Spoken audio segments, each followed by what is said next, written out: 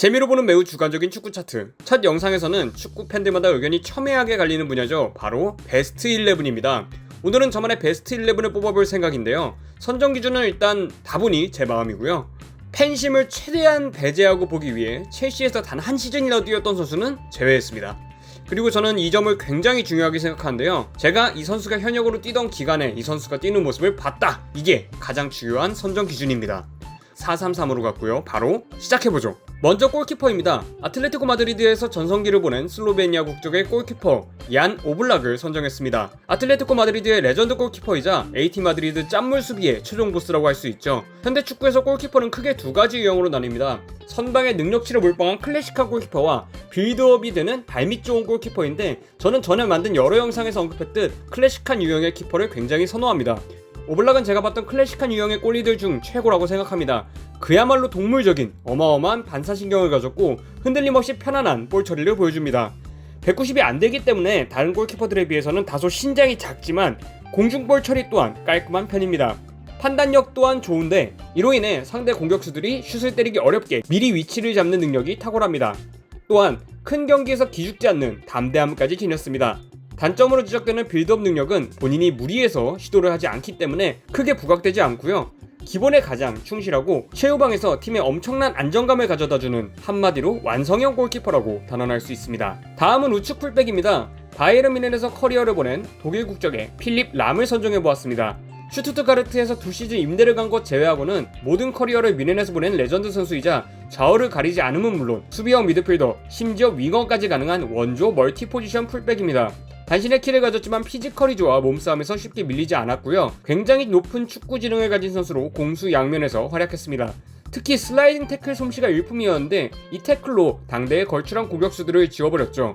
또한 오버래핑 타이밍을 보는 능력이 세계 최고 수준이었습니다. 순식간에 적진으로 침투해서 제2의 윙어처럼 플레이하며 뮌헨과 독일 공격에 여러 옵션을 제시하는 선수였습니다. 무엇보다도 제가 람을 좋아하는 이유는 축구 역사상 최고의 신사 중 한 명이라는 점입니다. 수비수임에도 불구하고 커리어에서 단 한 번도 퇴장을 당한 적이 없습니다. 카드가 나올 수 있는 슬라이딩 태클을 자주 시도함에도 그 태클이 워낙 깔끔해서 카드가 안 나오는 거죠. 또한 동료들을 응집하는 리더십이 뛰어난 전차 군단의 주장이었습니다. 좌측 센터백입니다. 리버풀의 현재 진행형 레전드이자 명실상부 현 시점 최고의 센터백, 네덜란드 국적의 버질 반다이크입니다. 센터백으로 발롱도르 상위권에 오르기 상당히 힘든데 무려 2위에 올랐던 선수죠. 그야말로 큰 육각형 센터백이라고 할 수 있는 선수로 피지컬, 속력, 수비 재능까지 모두 정점에 있는 선수입니다. 195cm, 92kg의 든든한 피지컬을 가지고 있으며 이에 따른 세트피스 상황에서 헤딩골도 종종 터뜨리는 편입니다. 어떠한 상황에서도 놀랍도록 침착하며 정확한 판단으로 라인을 조율하며 수많은 공격수들을 좌절시켰습니다. 사실 반다이크가 앞에 서 있다면 상대 공격수는 점점 선택지가 줄어드는 것을 느끼게 되면서 어이없는 실수를 범하기도 하죠. 왜냐하면 반다이크의 최대 장점은 수비 시 거리 조절이기 때문입니다. 끊임없이 상대를 괴롭히는 위치를 선점해서 불필요한 태클도 줄이고 피지컬을 굳이 쓰지 않더라도 상대를 자멸시킵니다. 그게 혹여라도 안 통했다면 엄청난 운동 능력으로 참교육을 보여줍니다. 리버풀 수비의 리더로 막대한 안정감을 보여주며 그의 통솔로 주변 선수들도 영향을 받아 팀 전체의 수비력이 높아지는 효과도 있습니다. 다음은 우측 센터백입니다. 레알 마드리드의 라장군, 스페인 국적의 세르히오 라모스입니다. 라모스는 우측 풀백으로 커리어를 시작했으나 센터백으로 포지션 변경을 한 케이스인데요. 센터백이 된 후 세계 축구사에서 수비수 정점을 찍은 선수가 되었습니다. 역사상 최고의 센터백 중 한 명으로 평가받으며 기본적인 수비 능력은 물론 탈압박과 빌드업 상황에서 전방으로 찔러주는 패스까지 월드클래스급이었습니다. 184cm로 센터백 치고는 키가 작은 편이지만 실로 엄청난 피지컬 때문에 자신보다 키가 큰 공격수들을 보란듯이 담궈버리는 그라운드의 대장군이었습니다. 풀백 출신이기 때문에 주력도 좋고 심지어 엄청난 점프력으로 공중볼 경험 또한 문제없습니다. 워낙 사기적인 피지컬이라 날라차기, 오버헤드킥 등 눈을 즐겁게 하는 아크로바틱한 플레이도 종종 보여주는 도파민형 수비수입니다. 라모스는 엄청난 활동량을 지녔으며 자기관리가 굉장히 철저해 부상도 거의 안 당하는 철강왕이었습니다. 심지어 준수한 프리킥 능력과 세트피스 득점 능력으로 골도 많이 기록하며 스트라이커로 불렸습니다. 단점이라면 다소 거친 플레이와 성질머리로 카드를 좀 많이 받긴 했습니다. 축구 역사상 레드카드를 가장 많이 받은 선수 2위에 랭크되어 있죠. 하지만 라모스는 그냥 싸움닭은 아니었습니다. 상대를 살살 긁으며 기싸움을 벌이면서 정작 중요할 때는 몸을 사리는 우리 팀일 때는 세상 든든한 형, 적으로 만나면 진짜 열받는 유형이었죠. 다음은 좌측 풀백입니다. 레알 마드리드의 2010년대를 이끈 테크니컬한 브라질리언 레프트백 마르셀로입니다. 레알의 돌격대장으로 불린 마르셀로의 능력은 수비보다는 공격 상황에 빛났습니다. 유려한 개인기와 드리블로 그라운드 좌측면 모든 공간을 헤집고 다녔고 동료들과의 연계 능력이 좋아 공격 상황에서 수많은 선택지를 만들어냈습니다. 현재 축구에서는 인버티드 풀백이 대세인데 마르셀로는 이러한 인버티드 풀백의 원조격이었습니다. 브라질리언 특유의 개인기를 가졌기 때문에 중앙지향적인 움직임을 보여주며 갑자기 순식간에 파이널 서드까지 쇄도해서 공격수들에게 패스를 해주며 공격의 활기를 띠게 했습니다. 탈압박 능력이 좋아 공도 잘 뺏기지 않았죠. 개인적으로 상당히 저평가된 선수라고 생각하는데 아무래도 뛰어난 공격력에 비해 수비 능력치는 살짝 아쉽기 때문이라고 생각합니다. 하지만 세계 최고의 팀이라면 꼭 있어야 하는 어디로 튈지 모르는 매력적인 변수 같은 선수라고 생각합니다. 마르셀로는 원래는 철강왕이었으나 점차 부상을 당하는 횟수가 늘어나고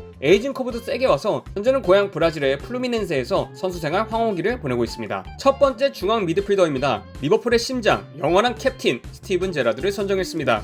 잉글랜드 국적으로 리버풀의 선골 유스이자 콥들이 가장 사랑하는 선수입니다.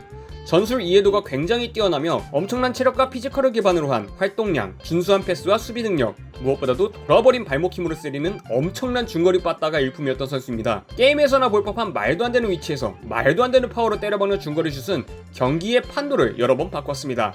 또한 롱패스 능력이 뛰어나 순간적으로 대가패를 날려 공격수들에게 결정적인 기회를 자주 제공했었죠. 박스투박스 미드필더로서 정점이라고 볼 수 있는 선수로 워낙 투리 많은 다재다능한 선수라 축구 기계로 불리기도 했습니다. 축구 실력도 역대급이지만 제라드의 또 다른 장점은 역시 리더십이죠. 오랜 기간 동안 리버풀의 주장을 맡으며 선수들을 하나로 결집하는 역할을 했습니다.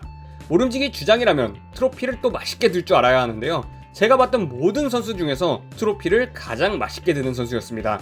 2005년 챔스 결승에서 당시 세계 최고의 팀이었던 AC 밀란을 상대로 짜릿한 역전승을 거둔 이스탄불의 기적 경기에서 많은 리버풀 팬들이 환희의 눈물을 흘리게 한 그의 트로피 세레머니는 가히 일품이었습니다. 물론 그 경기는 제라드의 인생 경기라고 불릴 만큼 경기에서의 활약도 엄청났습니다. 하지만 이후 첼시와의 경기에서 치명적인 실수를 범하며 아직도 놀림받긴 하지만 역대급 선수임에는 이견이 없을 것입니다. 리버풀의 환희의 시대와 암흑기를 모두 함께하며 리버풀 그 자체로 불렸던 캡틴 제라드였습니다. 두 번째 중앙 미드필더입니다. 세계 최고의 패스마스터 스페인 국적의 사비 에르난데스입니다. 사비는 바르셀로나에서 커리어의 거의 전부를 보냈고 후에 바르셀로나의 감독까지 하게 되었던 레전드 선수입니다. 굉장히 성실한 유형의 선수였으며 키가 작고 피지컬이 약한 편이었으나 퍼스트 터치와 볼키핑 능력이 매우 뛰어나 볼을 잘 뺏기지 않는 선수였습니다. 볼을 다루는 기술적인 면에서는 당시 세계 최고 수준이라 해도 과언이 아니었습니다. 특히 패스마스터라는 별명에 걸맞게 그의 패스 정확도는 경이로운 수준이었는데요. 동료들의 움직임을 몇 수 앞까지 계산하여 기상천외하고 창의적인 패스를 배달하며 바르셀로나 공격 빌드 없이 최고의 서포터가 되었습니다. 패스 성공률이 거의 90%에 달한다고 하죠. 전술 이해도가 정말 높아 그 어떤 전술에서도 중원에 사비가 있다면 실현이 가능했습니다. 다양한 전술을 쓰는 과르디올라에게 사비는 정말 없어서는 안 되는 선수였죠. 그의 패스는 그 어떤 화려한 드리블보다도 상대에게 위협적이었습니다.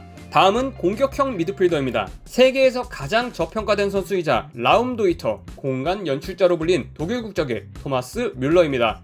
앞서 소개한 선수들을 보면 아시겠지만 저는 공격수와 골키퍼를 제외하고는 주로 축구 지능이 높고 전술 이해도가 좋은 선수를 선호합니다. 뮬러는 그러한 면에서 정말 최고라고 생각합니다. 바이에른 뮌헨과 조국 독일에서 뛰며 화려한 커리어를 쌓은 뮬러는 미쳐버린 오프더블 움직임으로 이선에서 활용 가능한 공간을 끊임없이 찾아다니고 공간이 없다면 직접 만들어내는 등 자유롭게 돌아다니며 수많은 변수를 창출하는 선수입니다. 토마스 뮬러는 개인적으로 오늘 소개하는 선수들 중에서 제가 가장 좋아하는 선수입니다. 운동 능력이 특별히 좋은 것은 아니라서 주력을 활용하거나 슈팅을 때리거나 드리블을 치거나 하는 능력은 오늘 소개한 다른 선수들에 비해 평범한 편이지만 믿기 힘든 영민함으로 상대방을 속이며 지능적인 연계 플레이를 펼치는 독보적인 선수라고 볼 수 있습니다. 축구 역사를 통틀어서 뮬러의 플레이 스타일은 유사한 선수가 거의 없다고 봐도 무방할 정도로 매우 유니크합니다. 그에게 자유만 주어진다면 뭔가를 보여주는 그야말로 프리롤 플레이메이커의 정점에 선 선수라고 할 수 있습니다. 끊임없이 상대 수비수에게 굉장히 파괴하기 힘든 수싸움을 걸고 상황 판단 능력이 좋아 경기 중 모든 상황에서 확률 게임을 하는 파워 J형 플레이메이커인데 그만큼 축구 지능이 높다는 반증이라고 할 수 있죠. 상대는 밀러에게 왜 당한 건지 알려면 리플레이를 봐야 할 정도로 기상천외한 움직임을 보여줍니다.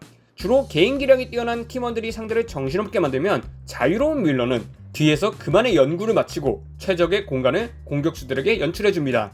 밀러 하면은 밀러와 21명의 바보 이야기가 유명한데요. 이 이야기는 조금 길기 때문에 나중에 영상을 따로 만들어 보겠습니다.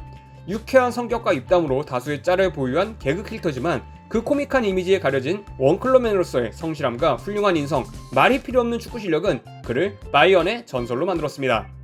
좌측 윙어입니다. 역사상 최고의 스타성을 지닌 축구선수 중 한 명, 크리스티아누 호날두입니다. 포르투갈 국적의 축구선수로 가난한 집안에서 태어나 축구 역사상 손에 꼽는 슈퍼스타가 되기까지 서사가 훌륭한 선수입니다. 커리어 후반으로 가면 갈수록 중앙 공격수의 성격을 띄었지만 전성기 좌측 윙어로서 보여준 폼이 워낙 좋았기 때문에 윙어로 넣어봤습니다. 말이 필요 없는 선수라고 생각합니다. 미친 신체 능력과 화려한 발재간으로 측면을 박살내며 상대를 순식간에 바보로 만드는 돌파 능력과 침착하고 강력한 마무리, 손을 제외한 신체 어디로든 득점이 가능한 그야말로 득점 기계, 특히 엄청난 점프력으로 시원하게 때리는 헤딩슛은 정말 일품입니다. 호날두는 맨유 시절부터 뛰어난 주력과 양발로 때리는 마무리로 맨유 전성기의 한 축을 담당했었고 레알 마드리드로 이적한 뒤 모든 기량이 만개해 세계 최고의 축구 선수로 거듭났습니다. 공격수로서 가장 중요한 득점력이 정말 기계적인 수준이며 골냄새를 기가 막히게 잘 맞습니다. 바이시클 킥 등 아크로바틱한 기술 또한 무리 없이 해내 보는 이들의 눈을 즐겁게 했습니다. 특히 오프더볼 움직임이 역대 최고라고 불리며 혹자는 호날두의 진정한 필살기는 오프더볼이라고 하기도 합니다. 돌아버린 속도로 침투해서 상대의 허를 찌르는 개인 능력은 그야말로 압도적이었죠. 메시와의 라이벌 구도가 있었는데 두 선수가 기록한 미친 득점 경쟁은 향후 몇십 년이 지나도 깨기 힘든 그야말로 자강두천이었습니다. 끊임없는 자기관리로 부록에 가까운 현재까지도 선수 생활을 유지하고 있으며 다른 선수들이 은퇴하는 나이에도 변함없이 좋은 퍼포먼스를 보여줬습니다. 축구 실력과 별개로 악마의 스타성을 지닌 선수로 끊임없는 이슈를 몰고 다녔습니다. 특유의 세레머니는 밈이 되었고 우리형에서 날강두가 되기까지 그리고 그 이후에도 우리나라에서도 좋은 쪽이든 안 좋은 쪽이든 축구 팬들의 입방아에 끊임없이 오르는 선수죠. 호날두는 발롱도르를 5회 수상하며 축구 역사의 한 페이지를 쓴 위대한 선수가 되었습니다. 다음은 우측 윙어입니다. 말이 필요 없는 축구의 신 리오넬 메시입니다. 아르헨티나 국적의 선수로 얼마 전 코파 아메리카를 우승해 메이저 대회 3연패를 이뤄내며 이제 진짜 적수가 없는 축구 역사상 최고의 레전드가 된 축신 메시입니다. 방금 호날두가 발롱도르 5회를 수상했다고 했는데 메시는 무려 8회를 수상했습니다.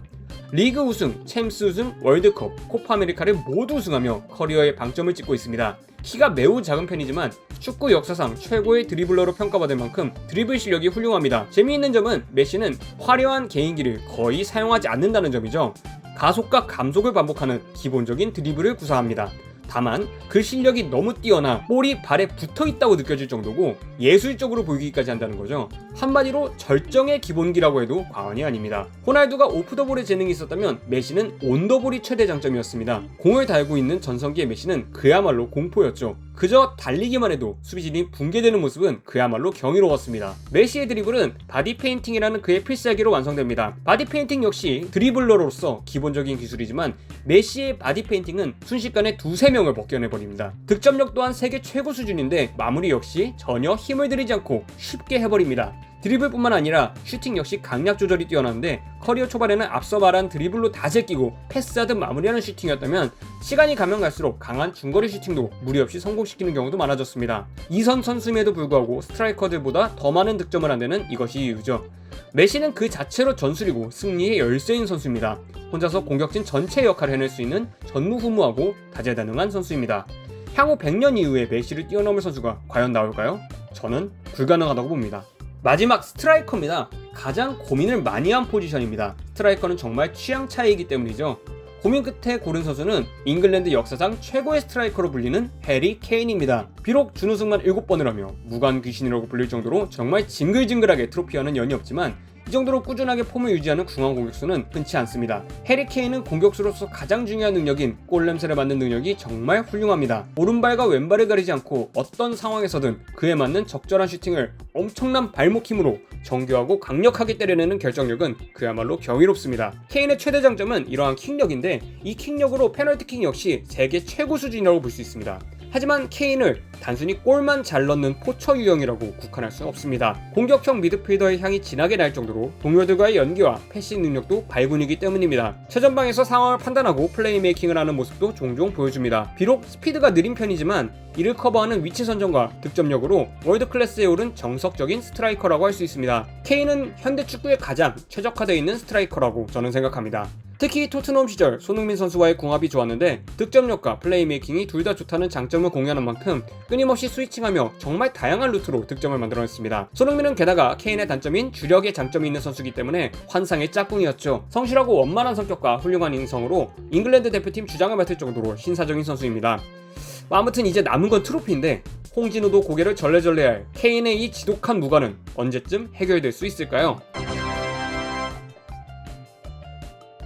다음은 선정할 때 가장 고민을 많이 했던 선수들로 이루어진 2군 베스트 11 라인업입니다. 골키퍼는 리버풀의 수문장 알리송 베케르, 우풀백은 인테르 팬들이 사랑한 주장 하비르 사네티, 센터백은 맨유의 만능 센터백 리오 퍼디난드와 현재 세계 최고의 센터백 중 한 명으로 불리는 맨시티의 후뱅 디아스, 좌풀백은 미친 스피드를 자랑하는 바이언의 섬광 알폰소 데이비스, 중앙 미드필더는 맨시티와 스페인의 본체라고 불리는 로드리와 교수님이라고 불렸던 레알 중원의 핵심 토니 크로스, 공격형 미드필더는 경이로운 탈압박을 지닌 월드클래스 플레이메이커 안드레스 이니에스타, 좌측 윙어는 외계인이라고 불렸던 역사상 최고의 테크니션 호나우지뉴, 우측 윙어는 잉글랜드의 판타지스타 데이비드 베컴, 마지막으로 스트라이커는 독보적인 에고와 화려한 우승 경력을 자랑하는 질라탄 이브라이모비치를 선정했습니다. 이렇게 첼시 선수를 제외한 저의 선호 베스트 11을 뽑아봤습니다. 다음 영상에서는 팬심 가득 담아 첼시 베스트 11을 만들어보도록 하겠습니다. 영상이 재밌으셨다면 구독과 좋아요 부탁드립니다.